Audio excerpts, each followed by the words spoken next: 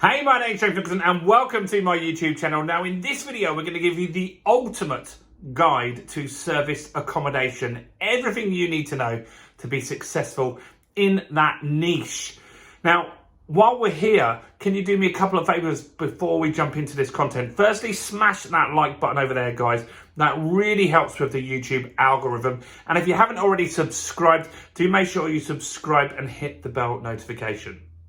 So, serviced accommodation is a strategy that's taking the world by storm at the moment. It's very, very popular, and there's a number of reasons for that. So what is serviced accommodation? Well, serviced accommodation is where you take a property and rather than rent it out on a 6-month or a 1-year contract, you rent it out by the night, by the week, or by the month. It's a short-term rentals. Now, there's various platforms that you can do this on, AirBNB being one, booking.com, hotels.com, and various different platforms beside those as well. And this is the difference. Whereas you might get £500 for a month to rent out a house in Doncaster, you could rent that same house out for £80 a week, which would give you £560 per week, £80 a night, sorry, which would give you £560 per week rather than per month. So it's a big, big difference. So you get different types of serviced accommodation. One could be something called a serviced apartment. So what's a serviced apartment? Well, a serviced apartment is a flat or apartment, depending where you're based.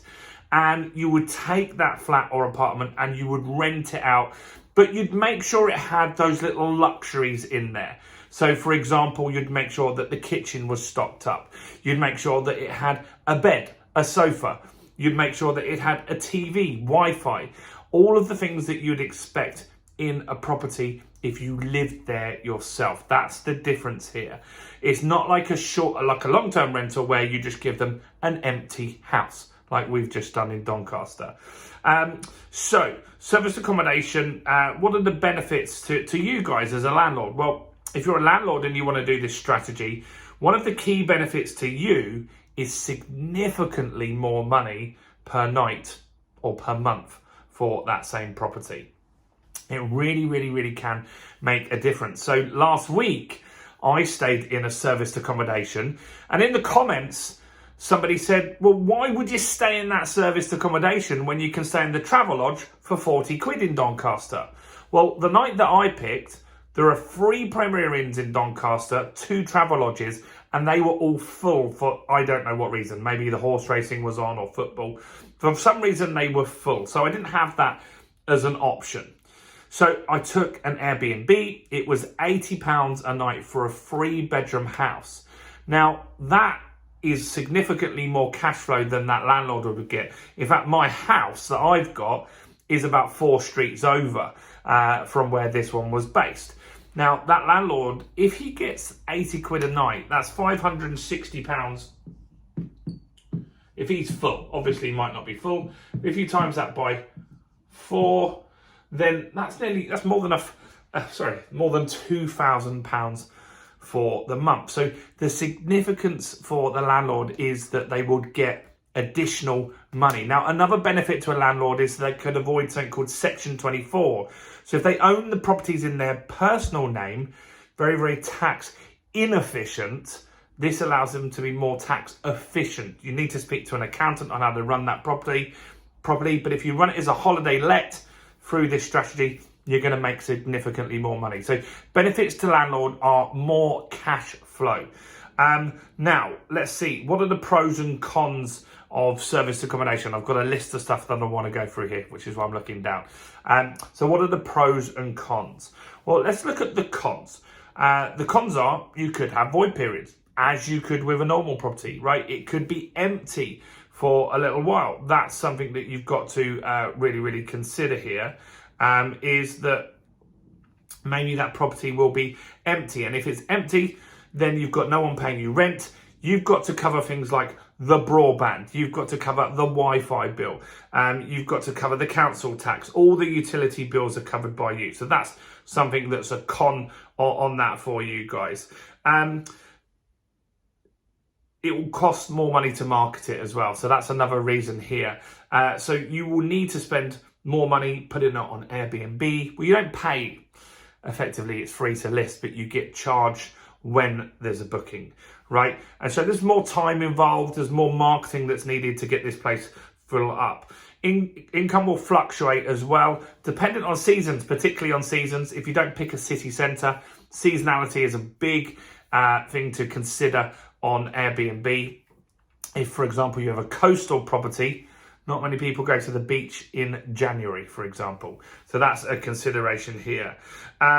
If you manage the property yourself, one of the cons is that you've got to obviously be there almost 24 hours a day. If there's a problem in the middle of the night, they can't work out, turn the heating on or something like that, you've got to sort that out, guys. And that's something that you've got to consider. That's why you get paid more, because it's effectively like a hotel. Other things is that you've got to have systems in place to make it smooth and run efficiently for that person. So check-in is very, very important. No one wants to be waiting around. Maybe they've arrived from a long journey. They don't want to be waiting for you. You can get little security boxes now that can do that sort of stuff for you. So that's the downsides of it. Also, what do you need to include in that property? Well, let's have a think about what would you want if you were going to stay somewhere. And remember, it needs to be more than a hotel. Otherwise, they would go for the hotel.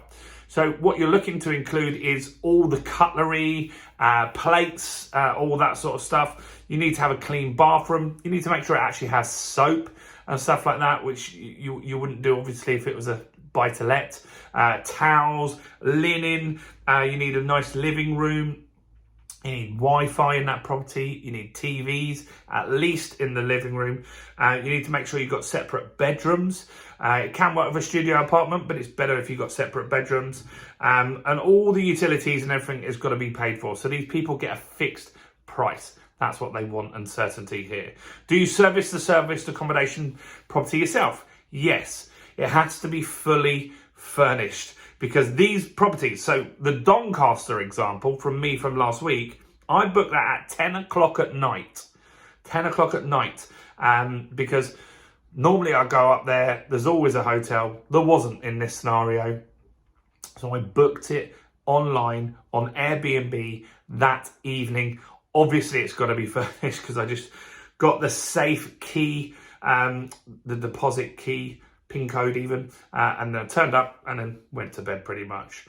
Who stays in serviced accommodation? That's something that people want to know. So it's very different. So these aren't holiday lets as such.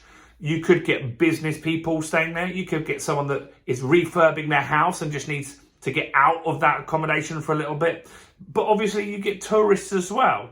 And so it's a mix of people that have serviced accommodation. The reason they want it is because it's very flexible for them. They can have it for a night, 2 nights, 3 nights, a week, a month. There's no real commitment on their part. Why are they becoming more popular? Why are more people getting serviced accommodation? Well, more people are aware of it. People try serviced accommodation and have a good experience, so they want to go back. And it's actually a lot cheaper. We had my cousin's 40th birthday party about 3 weeks ago now. And I think there was around 20 of us. And we got this beautiful country property. It slept 20 people. And we all got to hang out in the same kitchen, huge living rooms, massive acreage of gardens, hot tubs and stuff like that. So it gives you that little bit more that you don't get in a hotel. If we were in a hotel, it wouldn't have been so great. You go to your room and then you've got to try and find where is everybody. It's just not quite the same, is it? And so what else do we need to know? Is it a holiday rental? It is, but it's not quite the same as a holiday let. So a standard holiday let is normally run through an agency. So they would deal with the booking. And normally the minimum is a 1 week booking. We went to France last year on a holiday let. That was through Oliver's Travels, and they were the agent that dealt with that. That property was not on Airbnb. And so that gives you a difference there. There's a lot more flexibility with serviced accommodation. Are apartments good for serviced accommodation? Well, in buy-to-lets, if you've watched my channel, I often say apartments not so great for buy-to-lets because you've got leasehold issues and all this kind of stuff. Serviced accommodation, on the other hand, they're probably the best because most of your guests are going to be single people or couples, and they just want a simple flat. Newer build properties, so it's nicer, it's cleaner. Those do really well. Apartments and flats are often in city centres as well. That's where people want to be. So apartments are very, very good for this. Is serviced accommodation profitable? Yes. If you run it very well, it's easy to make more than £1,000 profit per unit per month. That's very hard to get, very, very tough to get on a buy-to-let property. And so this will make you better cash flow. Obviously, because you're making more money, there's more work involved in it. Of course there is, right? That's one downside from it. But you need less of these units to be financially secure than you do on buy-to-let. So that's a good thing. Is planning permission required? In certain areas it is actually, because if you were to convert, say, an outbuilding into an Airbnb property, you should always run it by your council. Chances are, if it's a flat or an apartment, you probably don't need any sort of planning permission. However, another thing is Michael Gove, I did make a video on this a week ago, has said that he is looking at putting planning permission to have Airbnbs in tourist areas. That isn't going to impact people that are in city centres and stuff like that, but that's a consideration for the future. What I think will happen is that if you have a serviced accommodation property and you're already running it, then this rule comes in, you'll get grandfather rights for that, and it will impact the new people. So let's see, but keep an eye on that. The 90-day rule. This happens in London, and the 90-day rule is actually policed by Airbnb. And so what that means is your property in London or Greater London can only be rented out for 90 days in a calendar year. That makes serviced accommodation tough in those areas. And so you want to avoid places where the 90-day rule exists. It's in London. I'm not sure other cities that have it, but you should check. Is there a 90-day rule? Check with the council. Are they planning to implement that going forward? Because that will severely impact the amount of days that you can let that property. Airbnb, once they've given you 90 days rentals, take your property off the market. So it's very tough then.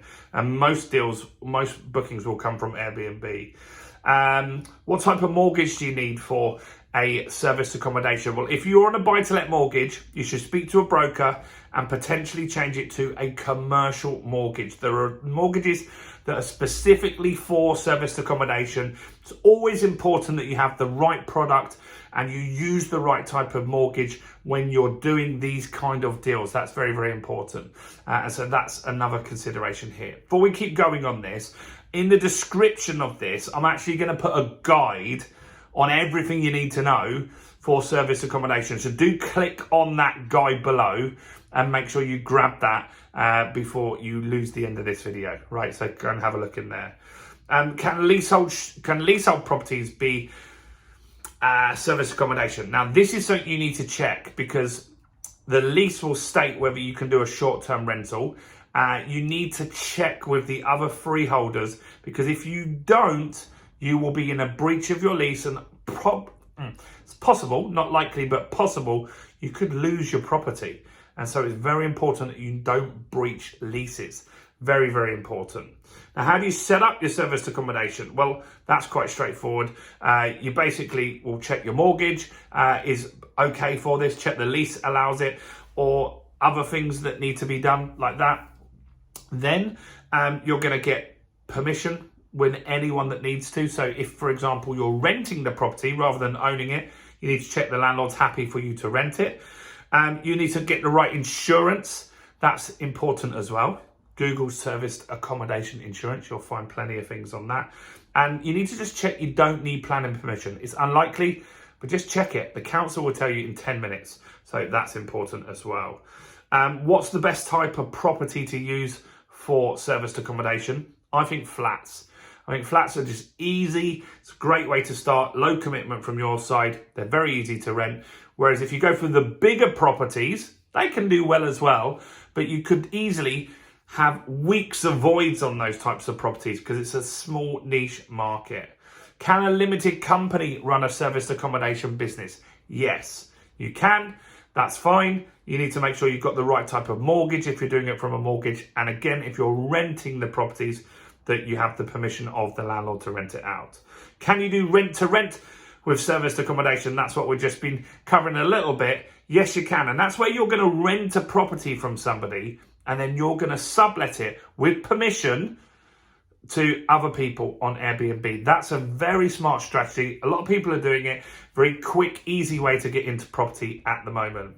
What insurance do you need? Well, you need to get the right insurance that covers serviced accommodation. It's very important because there'll be things like public liability in there because you'll have staff and cleaners and stuff like that and people.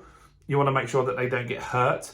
And you'll have also other little bits in there for covering things like theft, should it happen. It's very unlikely, but what if someone nicked your TV?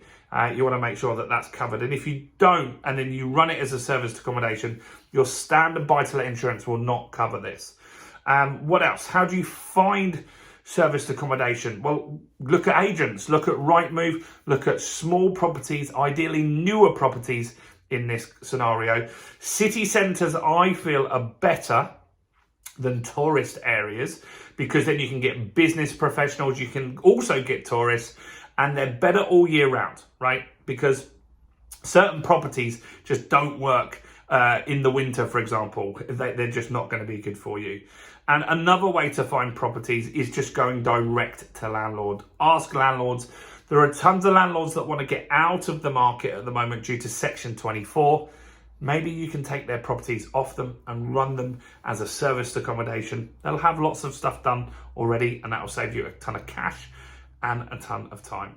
So that's a quick guide on serviced accommodation. I've actually written a very detailed blog and a guide, and I'm going to link to that below. So go and click on that now, go and check that out and really get understanding on how this could be the best strategy for you. Now, before you go, do like the video, subscribe to the channel and hit the bell. Check out all the other content, hundreds of videos on my channel, including this video right here.